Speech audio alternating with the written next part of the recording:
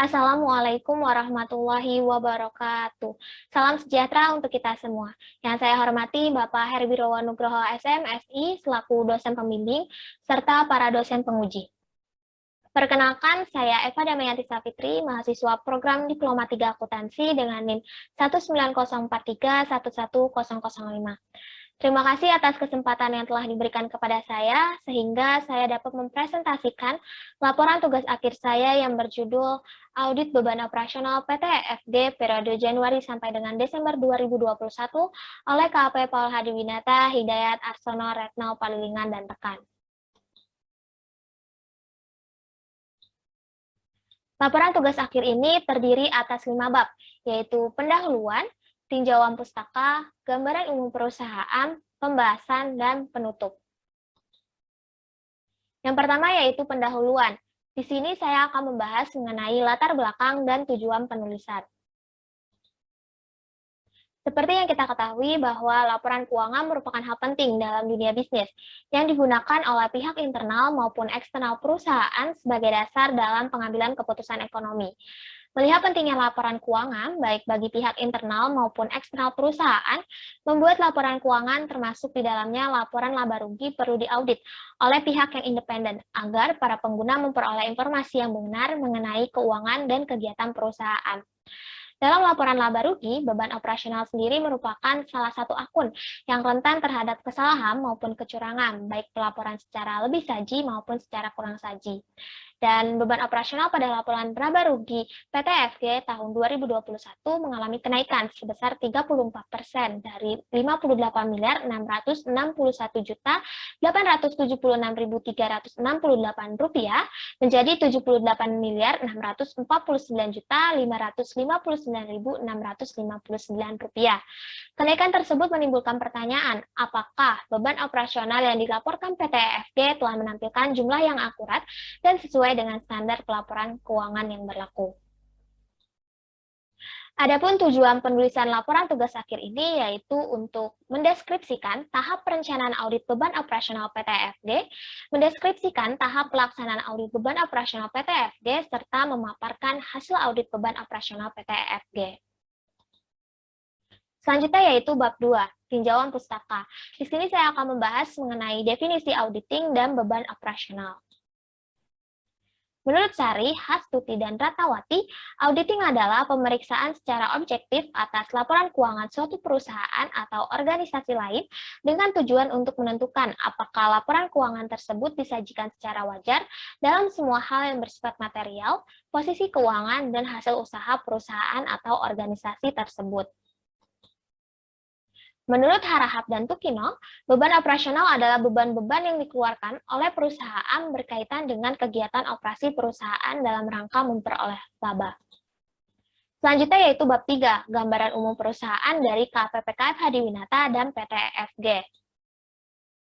KPPKF Hadiwinata merupakan salah satu perusahaan jasa akuntansi dan profesional di Indonesia yang berkantor pusat di Gedung UOB Plaza, Jakarta Pusat.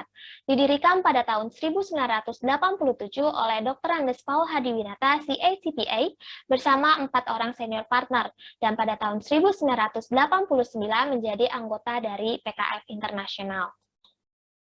Selanjutnya yaitu PT FG. PT FG didirikan pada tahun 2008 dengan fokus kegiatan pada bidang usaha perdagangan kendaraan bermotor dan penjualan oli. Saat ini PT FG memiliki beberapa dealer yang berlokasi di Provinsi Kalimantan Timur, Nusa Tenggara Barat, dan Papua, sedangkan untuk kantor pusat PT FG sendiri berada di Jakarta. Selanjutnya yaitu bab 4, pembahasan, yang terdiri atas tahap perencanaan, tahap pelaksanaan, dan hasil audit beban operasional PT FG. Berikut adalah tahap perencanaan audit beban operasional PT FG. Yang pertama yaitu penerimaan klien dan perencanaan audit awal. Karena PT FG merupakan klien lama dari KPPKF Hadiwinata, yaitu klien yang laporan keuangan tahun sebelumnya diaudit oleh KPPKF Hadiwinata, sehingga pada tahap ini partner melakukan evaluasi untuk menentukan apakah akan melanjutkan atau tidak melanjutkan audit PT FG. Dan berdasarkan evaluasi, partner memutuskan untuk melanjutkan audit laporan keuangan PT FG tahun 2021 dan membuat surat perikatan atau engagement letter yang berisi kesepakatan antara auditor dengan PT EFG dalam melakukan audit, selanjutnya partner membentuk tim dan mengirimkan surat tugas kepada PT EFG yang berisi nama-nama anggota tim yang akan melakukan audit laporan keuangan PT EFG. Langkah selanjutnya yaitu memahami bisnis dan bidang usaha PT EFG. Untuk memahami bisnis dan bidang usaha PT EFG, auditor in charge mempelajari kertas kerja audit tahun sebelumnya, mendatangi tempat operasi dan perusahaan klien, meminta keterangan kepada klien, serta membaca dokumen permanen perusahaan. Dan berdasarkan pemahaman yang didapatkan, PT EFG merupakan perusahaan yang kegiatan utamanya berupa perdagangan, perbengkelan, pengangkutan, dan jasa, dengan memfokuskan kegiatan pada bidang usaha perdagangan kendaraan bermotor dan penjualan oli. PT EFG sendiri dipercaya oleh 3 perusahaan multinasional sebagai dealer resmi, dan dalam melakukan pencatatan akuntansi, PT EFG menggunakan dasar pencatatan accrual basis dengan sistem pembukuan menggunakan Oracle. Langkah selanjutnya yaitu menilai risiko bisnis PT EFG. Berdasarkan pertimbangan dan penilaian risiko bisnis PT EFG yang dilakukan oleh supervisor, didapatkan hasil bahwa risiko bisnis dan risiko beban operasional PT EFG adalah medium risk. Karena perikatan dengan PT EFG merupakan perikatan berulang, sehingga auditor telah memperoleh gambaran mengenai risiko salah saji, dan berdasarkan hasil audit tahun sebelumnya, salah saji yang ditemukan tidak besar. Yang keempat yaitu meminta data kepada PT EFG. Untuk meminta data yang dibutuhkan auditor, mengirim CAP atau Client Assistance Package kepada person in charge dari PT EFG. Adapun data yang diminta yaitu yang pertama, laporan keuangan audited periode 31 Desember 2020, yang kedua, laporan keuangan periode 31 Desember 2021, yang ketiga, neraca saldo periode 31 Desember 2021, yang keempat, buku besar Januari sampai dengan Desember 2021, dan yang kelima, rekening koran bank Januari sampai dengan Desember 2021. Langkah yang kelima yaitu menentukan nilai materialitas. Dalam menentukan nilai materialitas, yang pertama dilakukan yaitu menentukan benchmark dan persentase dari overall materiality, dan yang didasarkan pada PKF Guidance for Materiality yang dapat dilihat pada 2 tabel berikut. Untuk overall materiality PT EFG sendiri menggunakan benchmark gross revenue dengan persentase overall materiality sebesar 3%. Adapun perhitungan nilai materialitas PT EFG dapat dilihat pada gambar berikut, di mana overall materiality itu dihitung dari 3% dikali dengan gross revenue atau benchmarknya. Untuk performance materiality dihitung dari 75% dikali dengan overall materiality, dan untuk summary of uncorrected misstatement dihitung dari 5% dikali dengan performance materiality. Langkah terakhir dalam tahap perencanaan audit beban operasional PT EFG yaitu membuat program audit. Adapun program audit beban operasional PT EFG dapat dilihat pada gambar berikut, di mana dalam program audit tersebut terdapat beberapa asersi yang akan diuji, yaitu yang pertama adalah kelengkapan untuk memastikan apakah semua transaksi beban operasional yang seharusnya dicatat telah dicatat. Yang kedua yaitu penyajian dan pengungkapan untuk memastikan apakah beban operasional PT EFG telah diklasifikasikan, diuraikan, dan diungkapkan secara tepat dalam laporan keuangan PT EFG periode 31 Desember 2021. Yang ketiga yaitu keakurasian untuk memastikan apakah jumlah dan data lain yang berkaitan dengan transaksi beban operasional yang dicatat telah dicatat dengan tepat. Yang keempat yaitu keberadaan dan keterjadian untuk memastikan apakah transaksi beban operasional yang dicatat telah terjadi dan berkaitan dengan PT EFG. Dan yang terakhir yaitu pisah batas untuk memastikan apakah transaksi beban operasional telah dicatat dalam periode akuntansi yang benar. Berikut adalah tahap pelaksanaan audit beban operasional. Yang pertama yaitu membuat lead sheet dan prosedur analitis. Lead sheet sendiri dibuat untuk menguji asersi kelengkapan serta asersi penyajian dan pengungkapan, yaitu untuk memastikan bahwa semua transaksi yang berkaitan dengan beban operasional yang seharusnya dicatat telah dicatat pada akun-akun yang tepat. Dalam membuat lead sheet, untuk mengisi kolom nomor akun, deskripsi akun, dan saldo unaudited, itu didapatkan dari data yang bersumber dari neraca saldo 31 Desember 2021. Sedangkan untuk mengisi saldo audited itu bersumber dari laporan keuangan audited periode 31 Desember 2020. Nah, untuk kolom adjustment sendiri diisi berdasarkan temuan saat melakukan audit yang mengharuskan dibuatnya jurnal penyesuaian. Setelah mengisi tabel lead sheet, Langkah selanjutnya yaitu melakukan prosedur analitis dengan membandingkan saldo beban operasional tahun 2020 dengan tahun 2021. Dan berdasarkan prosedur analitis yang telah dilakukan, beban operasional PT FG mengalami kenaikan sebesar 34%. Setelah melakukan inquiry dengan klien, dikatakan bahwa kenaikan tersebut disebabkan oleh kenaikan manajemen fee. Langkah selanjutnya yaitu agree listing. Agree listing sendiri dilakukan untuk menguji asersi completeness, yaitu untuk memastikan semua beban operasional yang seharusnya dicatat telah dicatat, serta menguji asersi akurasi, yaitu untuk memastikan bahwa jumlah atau nilai beban operasional yang telah dicatat dengan benar. Pada prosedur ini, auditor akan mencocokkan saldo akun beban operasional yang tercantum dalam lead sheet dengan rincian atau listing beban operasional yang berasal dari buku besar PT FG. Dan berdasarkan agree listing yang telah dilakukan, tidak terdapat selisih antara nilai lead sheet dengan listingnya.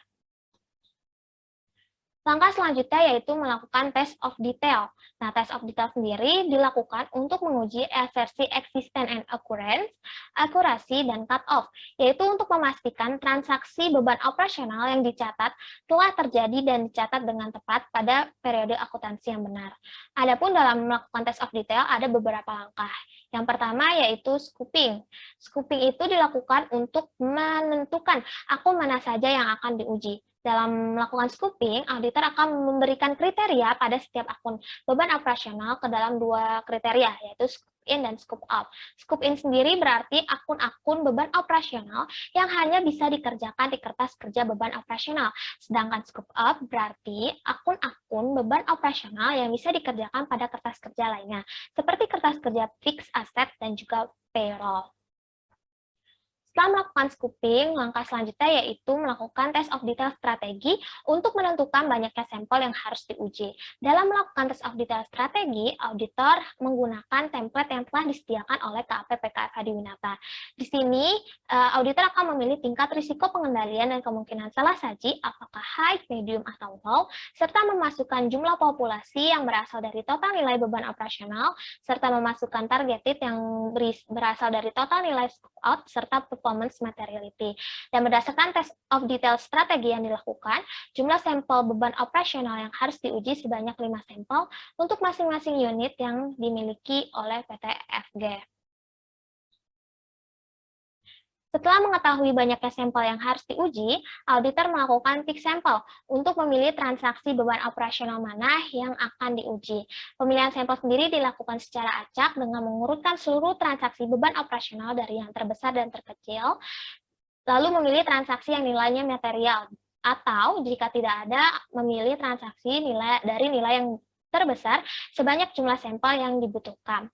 Setelah memilih sampel, lalu auditor akan mengirimkan sampel tersebut kepada person in charge untuk dimintai dokumen pendukungnya berupa invoice, bukti pembayaran atau bukti kas keluar, serta bank statement.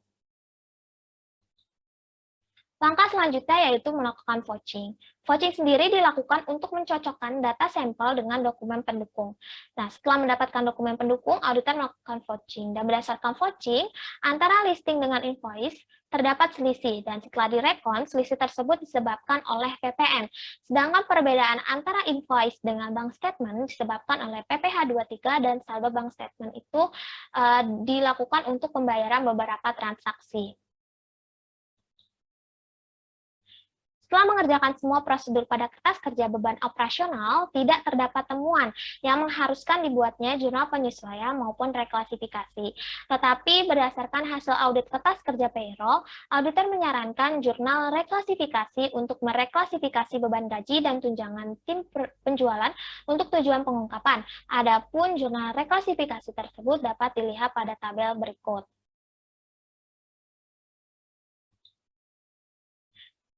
Selanjutnya yaitu hasil audit. Setelah mengerjakan serangkaian prosedur audit pada kertas kerja beban operasional PT FG periode Januari sampai dengan Desember 2021, auditor KAP Paul Hadiwinata, Hidayat Arsono, Retno Palilingan, dan rekan tidak menemukan sesuatu yang bersifat material yang dapat memengaruhi kewajaran dari laporan keuangan PT FG.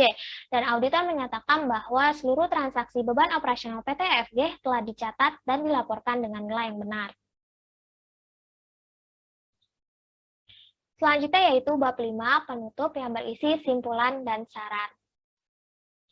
Kesimpulan yang diperoleh yaitu pertama, tahap perencanaan audit beban operasional PT FG meliputi penerimaan klien dan perencanaan audit awal, memahami bisnis dan bidang usaha PT FG, menilai risiko bisnis PT FG, meminta data kepada klien, menentukan nilai materialitas, dan membuat program audit. Yang kedua, tahap pelaksanaan audit beban operasional PT FG meliputi pembuatan lead sheet dan prosedur analitis, melakukan agri listing, dan test of detail. Yang ketiga, hasil audit beban operasional PT FG menyatakan bahwa seluruh transaksi beban operasional PT FG telah dicatat dan dilaporkan dengan nilai yang benar. Adapun saran yang dapat penulis sampaikan kepada KAPP KF Hadiwinata yaitu sebaiknya auditor berinisiatif untuk terus melakukan follow up kepada klien terkait permintaan data yang belum diterima dari klien untuk mempercepat pekerjaan audit. Sekian presentasi dari saya, kurang lebihnya mohon maaf. Wabillahi taufiq wal hidayah. Wassalamualaikum warahmatullahi wabarakatuh.